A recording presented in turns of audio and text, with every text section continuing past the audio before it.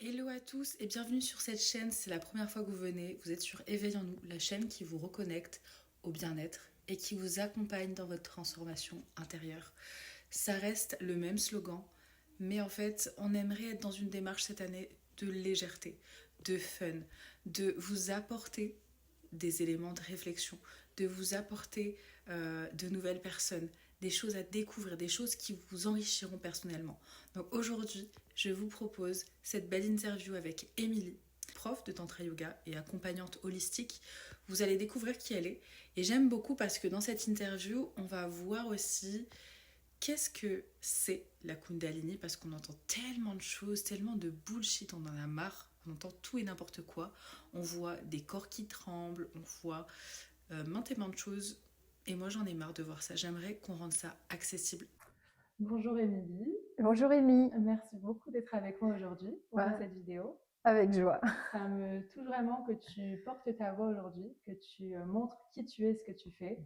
Et franchement, j'ai hâte qu'on découvre la belle personne que tu es et vraiment faire des accompagnements qui peuvent être utiles au plus grand nombre. Donc voilà, j'aimerais vraiment que tu te présentes avec le cœur, euh, simplement. Je te laisse la parole. Ok. Alors, je suis Émilie Noblet. Euh, D'ailleurs, mon nom, en langue des oiseaux, c'est celle qui aime et qui lit avec noblesse. Ok, on adore. Je le savais déjà, mais mais je suis contente que tu l'abordes parce que ça fait quand même quitter, quoi. Et j'ai aussi un nom initiatique qui est Ramdeva. Voilà, j'ai reçu une initiation par Anand Charabi. Et voilà, Ramdeva, c'est voilà, celle qui accède au divin par l'union du masculin et du féminin. Mmh. Et voilà, c'est l'union des deux énergies aussi dans le cœur, avec Ouais, le son A ok, entre le R et le M de Ram. ok, c'est super beau. Parce que justement, tu as été formée par rapport à Kundalini Yoga ou Tantra Yoga. Donc ça, tu vas l'aborder juste après. Du coup, simplement, aujourd'hui, qu'est-ce que tu proposes?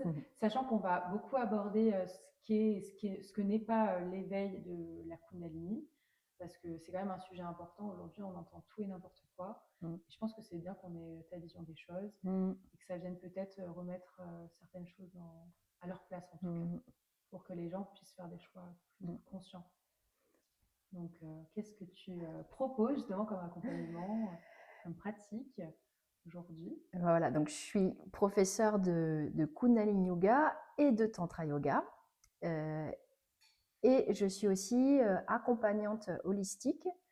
Voilà. Et je me suis formée dans ces deux formations à l'école, pour ces deux formations à l'école du Tantra. Ok, d'accord. Et donc, qu'est-ce que tu proposes comme outil En fait, je propose des cours de Kundalini Yoga et de Tantra Yoga à Bagnères-de-Bigorre. Mhm. Et donc, je propose un accompagnement individuel de type thérapeutique. Euh, Trop voilà, bien. donc holistique. Je me suis aussi formée à l'école lyonnaise des plantes médicinales et des savoirs ancestraux. Et donc, comme herbaliste, donc tout ça pour pas dire herboriste. Ok, Donc voilà, j'ai des connaissances, voilà, aussi euh, rapport au bien-être, à l'accompagnement avec les plantes. d'accord. Oui, parce que tu as, de nombreuses casquettes. Tu as même la casquette de l'artiste peintre. Ah oui, oui, donc je peins également. Voilà, c'est quelque chose qui me tient à cœur, qui m'a toujours tenu à cœur. Et voilà, vous pouvez retrouver mes reproductions de toiles. C'est accessible sous différentes formes. Ça peut être un tirage d'art, ça peut être une tasse, un carnet, une carte postale. Mhm. Et voilà, ce qui ressort vraiment de ce que je peins, c'est vraiment quelque chose de vibratoire, comme une transmission. Ouais. Mm. les ayant vus aussi, oui, c'est vrai que c'est vibrant. Et du coup, parfois, tu fais aussi des petites expositions, du coup, à Alors, l'avenir? ça c'est un de mes souhaits pour le futur, c'est d'avoir suffisamment de toiles pour une exposition. C'est un de Ok, mes projets. génial, ça va le faire, j'en suis sûre. Et du coup, je sais pas si tu veux l'aborder aussi, mais tu as aussi la casquette de maman. Oui. Peut-être que ça a justement aussi un lien avec ce que tu fais aujourd'hui. Je ne sais pas. En tout cas, ça prend une place importante dans ta vie aussi. Bah, je peux peut-être parler brièvement de mon parcours parce que en fait, j'ai été enseignante pendant 16 ans en école primaire, en pédopsychiatrie aussi. Donc, la, ça a été voilà un petit peu ma base. Donc, j'accompagnais déjà des enfants. Donc, j'ai toujours aimé accompagner les humains. Donc, dans ma vie précédente, en fait, d'enseignante, c'était les enfants. Et puis, à un moment donné, j'ai eu des soucis de santé. Voilà, mon corps a lâché parce que justement, comme j'adore accompagner l'humain, et ben, c'est quelque chose qui demande beaucoup de temps, beaucoup d'énergie, l'enseignement. Et voilà, j'ai à un moment donné pas su poser des limites. Voilà, mon côté perfectionniste aussi qui ressortait. Et voilà, mon corps a lâché. J'ai fait ce qu'on pourrait dire un burn-out. Voilà, je me suis bloqué le dos. Et c'est là où j'ai commencé à m'intéresser encore plus qu'avant aux méthodes naturelles parce que mon médecin, il comprenait rien. Il ne savait pas du tout comment m'aider. Et, et donc, c'est là où j'ai plus ou moins décidé de me reconvertir et de faire d'abord l'école lyonnaise des plantes médicinales et des savoirs ancestraux. Et, et donc, de comment. Voilà, d'entamer une reconversion. Et donc, mon idée de base, c'était de m'installer comme herboriste, mais il s'est passé deux choses. C'est qu'en formation, je me suis bien rendu compte que les plantes, c'était super pour aider les gens, mais c'était un petit peu comme leur donner une béquille pour continuer à avancer, mais qu'il fallait aussi aller voir en profondeur voilà, les causes de maux, de choses récurrentes qui revenaient. Et c'est là que j'avais déjà un petit peu plus ou moins rencontré le Kundalini Yoga et j'ai su qu'il y avait ces formations de thérapeute. Et donc, ça m'a vraiment tenu à cœur de me lancer dans ce processus. Et j'ai, dans le processus, d'abord fait la formation de professeur de Kundalini Yoga et après fait la formation de thérapeute. Ouais. Voilà. Et, et donc, il y a aussi le fait que je suis devenue maman qui fait que finalement, l'herboristerie, je l'ai un petit peu mis en second plan. Parce que je voulais m'installer, je voulais produire des plantes, mais c'est quelque chose qui demande énormément de temps. Donc, mon rôle de maman me tenant à cœur d'accompagner mon fils du mieux possible, je me dois d'être présente pour lui, et, mais avec un réel plaisir. Et du coup, c'est vrai que produire des plantes, c'est quelque chose qui prend beaucoup de temps pour peu de revenus. Et, Ouais. et voilà. D'accord, je comprends. C'est vraiment aussi, comme tu as dit, c'est peut-être quelque chose qui vient en complément de ce que toi tu proposes avec les accompagnements, qui Oui, ouvre la porte tout à à fait. plus, voilà, aller en profondeur en tout cas. Oui, c'est toujours bon d'avoir un soulagement dans un mal physique ou voilà, ça peut être des petites choses. Donc les plantes, la façon de se nourrir, etc., ça apporte une aide. Mais voilà, pour moi, c'est très important d'aller beaucoup plus en profondeur et d'aller comprendre voilà, ce qui se passe pour que ce soit transformé et que finalement, ce petit mot qui peut revenir régulièrement, ça peut être de l'eczéma, ça peut être voilà, une maladie chronique, ça peut être tout un tas de choses, voilà, d'aller voir À la source. à la source, voilà, pourquoi ça arrive. et de transformer les choses. Alors, ça ne se fait pas en un claquement de doigts, évidemment, hein, c'est un travail en profondeur et ça prend un petit peu de temps. Bah oui. Et c'est un travail d'une vie, j'ai envie de dire. Mmh. C'est voilà, toute notre vie, on va avoir des choses qui nous impactent, que ce soit au niveau de la santé ou juste un événement qui peut survenir dans notre vie, qui va nous impacter et qui va nous ramener à quelque chose du passé ou même de nos ancêtres. Totalement, ouais.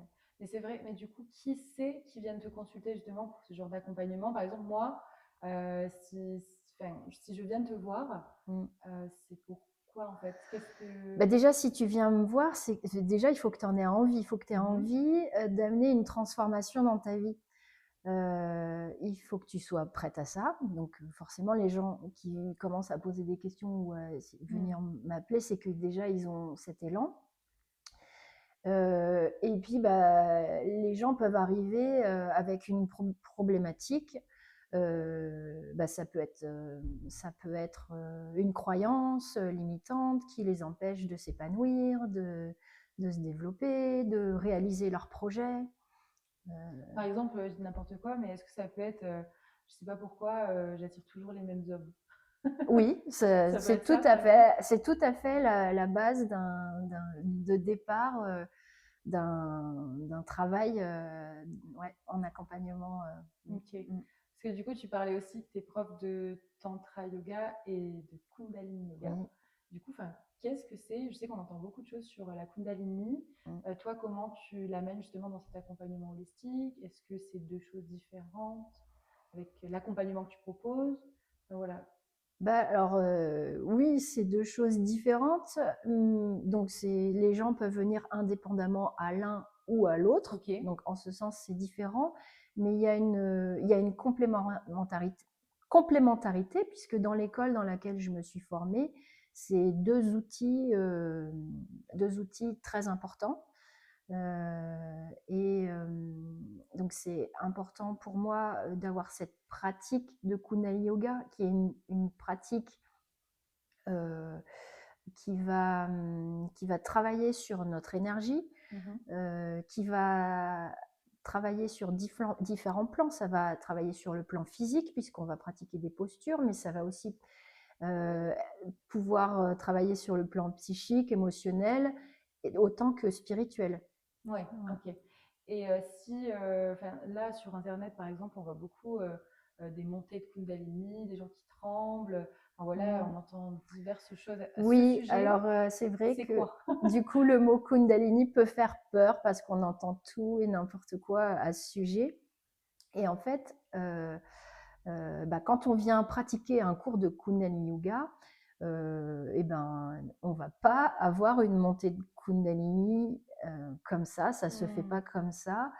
Et même, c'est pas forcément une bonne chose que ça se fasse comme ça. Dans un cours de Kundalini Yoga, on va vraiment aller réveiller l'énergie en douceur par des postures, etc. Les choses se font progressivement. Et l'idée, la Kundalini, c'est vraiment notre potentiel d'énergie. Et donc, on va mobiliser ce potentiel petit à petit. Mais il y a aussi des freins à cette mobilisation qui peuvent être traités, entre guillemets, dans un accompagnement thérapeutique. D'accord, ok. En fait, l'idée de faire les deux, c'est de pouvoir aller vers notre plein potentiel d'être. Et donc, quelles sont les autres fausses croyances que tu as pu entendre sur la Kundalini? Peut-être qu'il y a des personnes qui t'ont appelé, qui t'ont dit… Bah oui, alors la Kundalini, donc il y a ces histoires de montée de Kundalini. Il y a quelqu'un qui m'a dit ouais, j'ai trop peur de faire une montée de Kundalini. Donc c'est ce dont on vient de parler. Et il y a le mot tantra aussi qui prête à confusion beaucoup. Donc j'ai eu des questions du type est-ce qu'on pratique nu, voilà, des choses comme ça. Et donc ça vient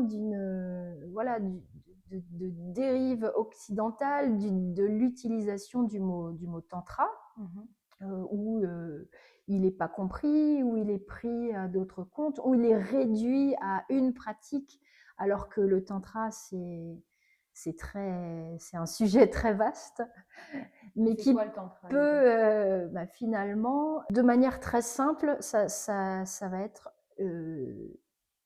d'aller vers une ouverture de conscience et d'un plein potentiel d'être.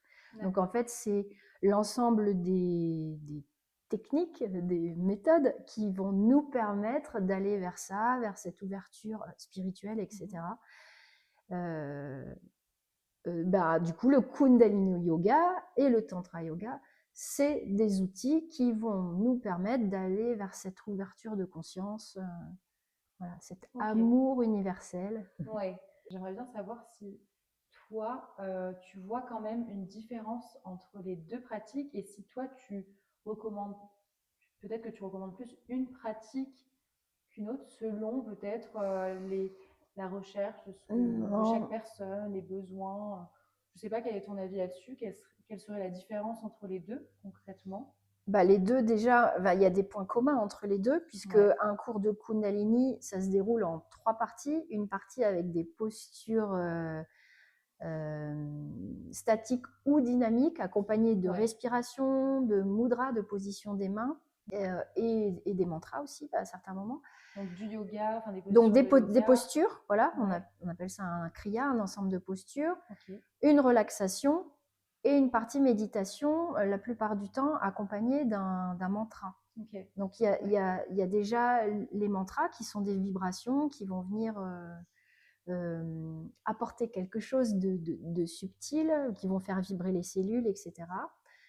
Qu'on retrouve donc dans le tantra yoga aussi, puisque un cours de tantra yoga est accompagné par un mantra qui va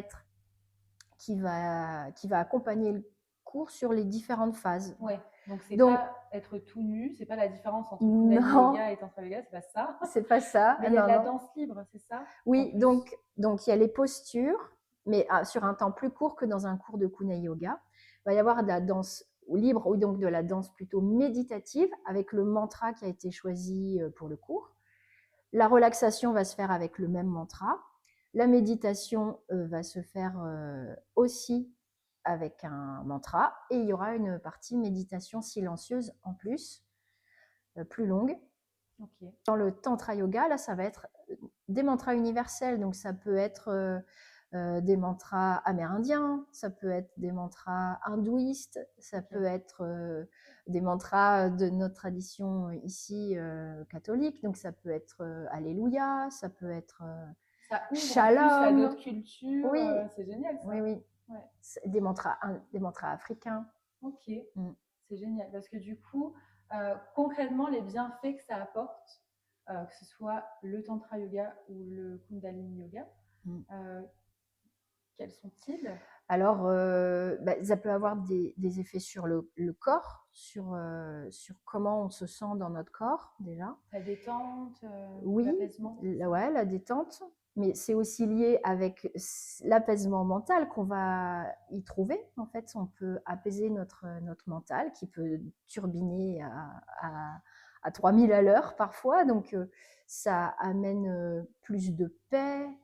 Ça amène aussi à prendre les petits événements de la vie de manière plus sereine. Enfin, en ayant fait du coup des séances avec toi, j'ai vu quand même que directement, j'avais pas le choix de me reconnecter au corps. Parce que je sais que moi, je suis souvent un peu dans le mental ou très distraite. Et là, dans ces moments-là, à chaque fois, je reconnectais en fait avec les sensations de mon corps, où j'avais justement plus de clarté au niveau de mes pensées. J'ai l'impression que justement, quand on se reconnecte au corps, ça fait aussi le tri au niveau des pensées. Et tu souffles et voilà, il y a ce lien. C'est juste ce que tu dis, oui, c'est juste ce que tu dis. Et la respiration, elle occupe une place très très importante pour le coup, puisqu'elle va accompagner. Et parfois, on peut être dans une posture et se dire oh là là, c'est difficile. Mais en fait, si je suis bien dans ma respiration, ça passe en fait. Et c'est un apprentissage aussi, la respiration. Ouais. Dans notre réapprendre, société, parfois, on respire pas correctement ou on respire de bloque. manière inversée. Ouais. On bloque le souffle à cause des tensions. Oui. Donc ça permet vraiment, en fait, ces pratiques-là de se reconnecter à soi, en fait. Oui, c'est une reconnexion à Si soi, je peux tout dire à fait. ça. Oui, oui, c'est juste ce que tu dis. Oui, oui. Et le chant, enfin, il y a du chant quand même Oui. dans ces pratiques-là. Et enfin, je sais que ça permet quand même de libérer quelque chose au niveau de la voix. Oui, tout Tout à ce qui est fait. non dit, tout ce qui est peut-être Bah, les mantras, chargé. ils ont une empreinte énergétique. Voilà, c'est des mantras qui ont été chantés, pratiqués depuis des millénaires. Donc c'est puissant déjà. Et donc, voilà, il y a une certaine puissance déjà dans la vibration. Et donc, ils viennent toucher, voilà, ils viennent faire vibrer nos cellules, tout simplement. Donc, et le fait de justement chanter, de pouvoir s'exprimer avec joie aussi, parce que ça amène de la joie de chanter. Ouais. J'ai l'impression de redevenir un petit enfant sans les problèmes que peut Ouais, avoir. et d'oser aussi, parce qu'on a pu aussi nous dire, quand on était enfant, arrête de chanter, oh, tu me casses les oreilles, tu chantes faux. Couper cet élan d'enfant, parce que finalement, ça fait partie de la joie de vivre, de chanter, de s'exprimer de cette façon-là. Et c'est vrai que dans cette pratique, il y a ça qui est très intéressant. C'est clair. Et c'est vrai ce que tu as dit. Enfin, quand j'avais fait justement ces séances-là avec toi, en fait, tu as l'impression que en fait, c'est l'endroit pour oser. Tu peux danser comme bon te semble, personne ne va te juger. Tu peux chanter même si tu sais pas chanter. Enfin, en tout cas, il y a quelque chose qui se crée en toi où tu reconnais que tu as de la joie et de la légèreté. Et peut-être que c'est un peu ce qui nous manque quand on est adulte. Et là, ça te permet d'être en fait dans cet état. Oui, oui, c'est génial. Donc moi, c'est vrai que quand j'ai commencé à faire des stages à l'école du Tantra, c'est vraiment ça, c'est ce que tu décris, c'est cet espace où on peut être sans se censurer, et ça fait du bien en fait de juste être, voilà, qui on est. Et ça amène beaucoup de joie, beaucoup de simplicité. Et c'est vrai que ça c'est quelque chose qui me tient vraiment à cœur. Et donc, les espaces de cours, c'est aussi cet esprit-là qui en ressort, et comme dans l'accompagnement thérapeutique aussi. Et du coup, est-ce que j'éveille quand même ma Kundalini ou c'est un mythe qu'est-ce qui se passe quand même? C'est une énergie de Si vie, on en fait, revient la au sens Kundalini. du mot Kundalini, c'est l'énergie de vie, effectivement. Donc, oui, finalement, quelque part, on réveille progressivement son énergie de vie. On est plus ouvert au monde qui nous entoure, à recevoir aussi l'amour, qui est autour de nous, parce qu'on ne le voit pas forcément. Et du coup, juste, voilà, tout simplement être plus conscient de plein de choses. Ok. C'est vrai qu'on reconnecte à cette énergie de vie, du coup, on reconnecte un peu tout, en fait. Oui, ce qui tout fait à qui fait. on est et toutes les choses autour de nous, quoi. Tout à fait. Ok. Franchement, ça donne envie de t'inscrire. J'espère que ceux qui nous regarderont aussi. Comment on s'inscrit à tes cours de Tantra Yoga ou de Kundalini et pour tes accompagnements holistiques? En tout cas, c'est une joie pour moi là, d'accueillir les personnes qui viennent vers moi, que ce soit en cours ou en accompagnement. Et tout simplement, vous pouvez me joindre par téléphone. Les cours de yoga ont lieu à Bagnères de Bigorre. Donc, c'est vrai que c'est un lieu géographique. Mais après, je peux vous conseiller aussi plein d'autres personnes un peu partout en France qui ont fait la même formation que moi. Super salle d'ailleurs à Bagnères. On y est là actuellement. Oui, on est dans la salle, dans une des salles dans laquelle je donne mes cours, qui est une salle très agréable. Ouais.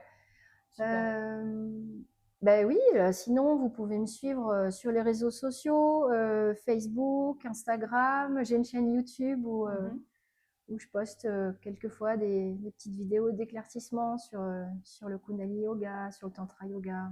Ok. De toute façon, on mettra toutes tes coordonnées dans la description. Super. Tout le monde puisse te suivre et réserver justement, que ce soit un accompagnement ou prendre des cours de yoga, de Tantra Yoga ou de Kundalini avec toi.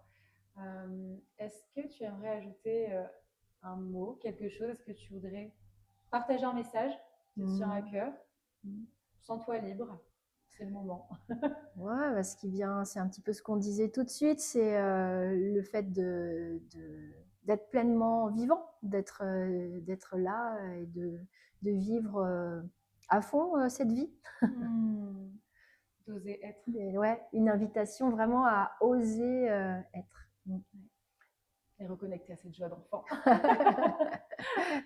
Super, ben merci beaucoup Émilie. Avec joie. C'était un plaisir de faire cette petite interview avec toi et j'invite chacun à suivre Émilie et pourquoi pas essayer justement des cours de yoga parce qu'ils peuvent. Ah bah oui, donc essayer. oui, les personnes peuvent venir essayer. Le cours d'essai est gratuit en plus, donc ça n'engage à rien. C'est l'occasion. Ouais.